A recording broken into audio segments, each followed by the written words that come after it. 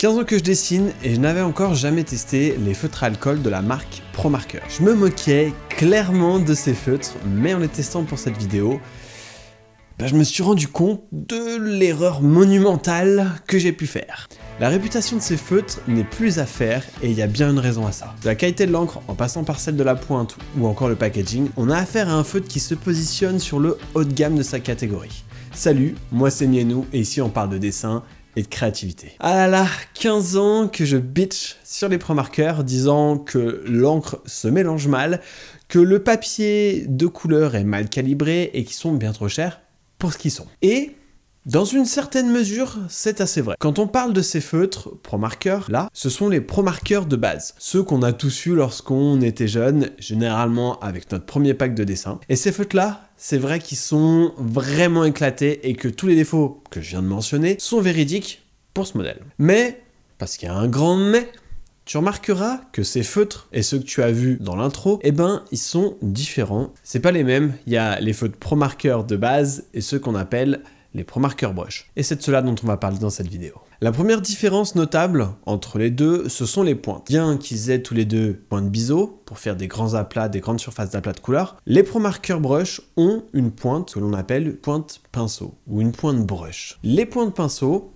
elles sont comme son nom l'indique en mode pinceau, c'est-à-dire qu'elles sont flexibles. Ça permet d'avoir un meilleur contrôle sur l'encre. Ces pointes, il faut qu'on en parle, parce qu'elles sont incroyables. Elles ont une forme différente des pointes habituelles des feutres à alcool. Elles sont plus longues, avec une base plus fine, là où les autres ont tendance à partir un peu plus en forme de cône. La sensation est excellente, ressentie, haut de gamme assuré. On est au niveau des Copic. Et quand je me suis rendu compte de cette sensation, je me suis dit que ce test allait prendre une tournure non prévue.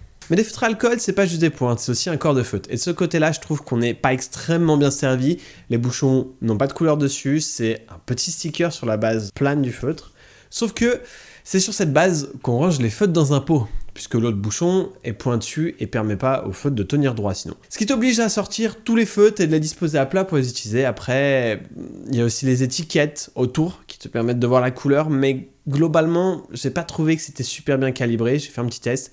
Seulement 13 couleurs sur 27 étaient représentatives au niveau de l'étiquette. Ça fait 9 ans que ces feutres sont sur le marché, sachant qu'il y avait aussi les ProMarker de base avant. Je trouve que c'est un peu du foutage de gueule de la part de Winsor & Newton sur la calibration des feutres. D'ailleurs, en parlant de foutage de gueule, ils ont que 72 couleurs disponibles. Et ça, pour moi, c'est nul. Surtout pour des feutres à alcool qui ont besoin de beaucoup de nuances. D'autant plus qu'il y a 189 couleurs sur les feutres normaux. Je noterai également que le plastique fait un peu cheap à mon goût. Est-ce que dans l'absolu c'est un détail? Oui.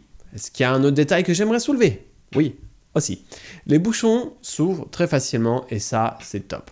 Parce que ça augmente le confort d'utilisation. Dernier point sur le packaging, chez ProMarker, de manière générale, il y a une odeur d'alcool qui est assez prononcée. Moi, je te pose ça là, comme ça, t'es prévenu. Passons maintenant au test que j'appelle test théorique, qui permet de voir ce que vaut le feutre et de le pousser un peu dans ses retranchements. Je commence par voir comment réagissent les deux pointes du feutre. Les deux pointes font très bien leur travail et sont de bonne facture. Je vais maintenant faire un dégradé de couleurs similaires pour voir comment est-ce que l'encre réagit. Je pars du beige jusqu'au rouge en passant par l'orange. Et à mon grand étonnement, l'orange et le rouge se mélangent très bien. Contrairement au orange et au beige qui vont demander un peu plus de travail, je sais pas pourquoi, une trop grosse différence de teinte je suppose. Ce qui ne présage rien de bon pour le test à venir qui consiste à mélanger deux couleurs opposées.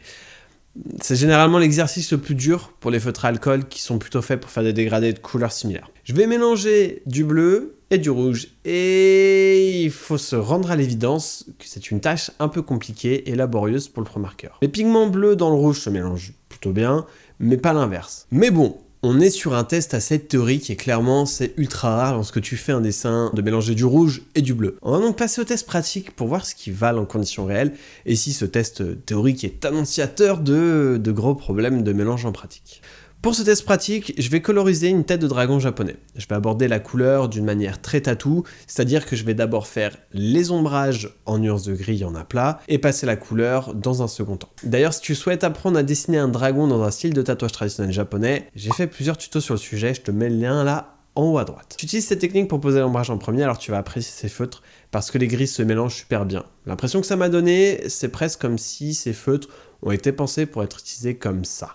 Là où Copic va plutôt opter pour un côté fun en rendant les aplats d'ombrage possibles avec n'importe quelle couleur pour changer le ton de ton dessin, les Pro Markers vont plus donner une sensation d'être pour tatoueur ou pour peintre. C'est comme si tu faisais des vrais pinceaux. Tu vas probablement me dire que ce sont des points de pinceau, mais c'est la première fois que je ressens ça avec des feutres. La flexibilité des pointes et le contrôle du débit d'encre qu'elles ont font que tu as un contrôle énorme sur tes traits. Ça se voit notamment sur les bords de mes traits où j'ai laissé un espace blanc pour faire ressortir les formes. D'habitude, les feutres alcool saturent tellement le papier que c'est très compliqué à faire, mais pas là. Là, c'est pas le cas et c'est un très bon point pour les Pro Markers. D'ailleurs, l'encre se mélange d'une façon similaire à l'aquarelle, en technique wet on wet ou humide en français, c'est-à-dire que tu appliques ton aplat et tu passes ensuite la couleur plus foncée qui va vraiment se diluer dans ta couleur plus claire. Ce qui veut aussi dire que tu n'as pas forcément 100% de contrôle en permanence, mais je trouve que c'est ce qui fait la beauté de l'aquarelle et du coup, perso, j'ai bien kiffé. Pour l'ombrage, j'ai utilisé 2 nuances de gris et le blender du pack. C'est parce que c'est un blender, c'est un feutre avec de l'alcool sans pigment, c'est juste de l'alcool, qui te permet de faire diverses techniques, dont ici, dégrader d'un gris clair vers transparent, comme s'il n'y avait pas d'ombrage, comme si c'était blanc. Et pour une fois, le blender, il marche très bien. De souvenir, je crois que c'est la première fois que je parle d'un blender dans un test vidéo, parce que généralement, je les ignore vu qu'ils sont nuls. Mais là, c'est la première fois de ma vie qu'il a fait partie du process de dessin. De manière générale, lorsque j'ai appliqué les couleurs par-dessus, j'ai pas eu de mal particulier à mélanger les couleurs, puisque je partais sur une base humide à chaque fois, et ça a beaucoup aidé pour les Pro Markers. Ce qu'il faut retenir de ce test, c'est de poser ton aplat clair en premier, et ensuite tu repasses avec ta couleur foncée par-dessus pour pouvoir la diluer plus facilement. Un dernier point qu'il faut que je te mentionne, c'est que cette technique va nécessiter de passer plusieurs fois, et donc d'utiliser plusieurs feutres en même temps, et donc de les laisser ouverts sans bouchon. Généralement, dans ces cas-là, les pointes ont tendance à sécher un peu, voire beaucoup pour les houes par exemple, puisque c'est de l'alcool et que l'alcool, ça s'évapore. Pour les Pro Markers, au même titre que les Copic, c'est pas le cas. Ils sèchent presque pas. Bon, bien évidemment, tant que ça reste un temps raisonnable, si c'est toute une nuit, ton feutre, il est mort. Après les avoir utilisés un peu, ça fait 9 ans qu'ils sont sortis. Je dois t'avouer que je regrette un peu de pas les avoir eus dans ma boîte à dessin.